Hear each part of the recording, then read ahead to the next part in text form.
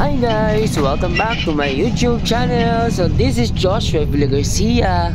And for today's video guys, dahil rest day ni Jowa, pumunta kami ng Robinsons Cainta. At kukuhain nga namin guys yung kanyang NBI na matagal nang nandoon. Hindi nga namin guys makuha dahil ang rest day niya ay lagi natataon ng non-working days. Ngayon, ang rest day niya is working days, kaya pupunta namin kasi kailangan natin talaga sa kanyang trabaho.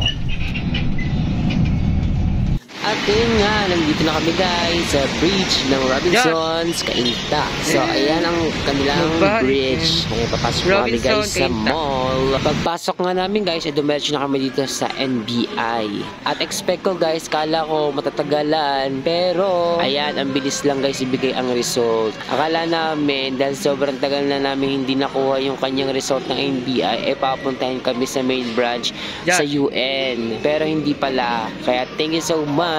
Ayan ako, nagad namin yung result. At dahil nga maaga namin nakuha yung result ng NBI, ito, nag-ikot-ikot muna kami sa mall at nakita niya itong pabango. Bili daw kami ng pabango kasi wala daw kami magandang pabango. So ayan, nagte-testing muna kami ng mga pibili namin pabango. So after nga namin guys bumili ng pabango, dumiretso na kami dito sa Mang Inasal. So matagal na kami ginakain dito sa Mang Inasal, kaya date muna kami dito sa Inasal. At ito nga guys, ang in-order namin, isang only rice at isang hindi only rice. So alam nyo na yan sa mga kumakain sa Inasal guys. Ayan ang technique para makalas kayo ng gastos. Buti na lang.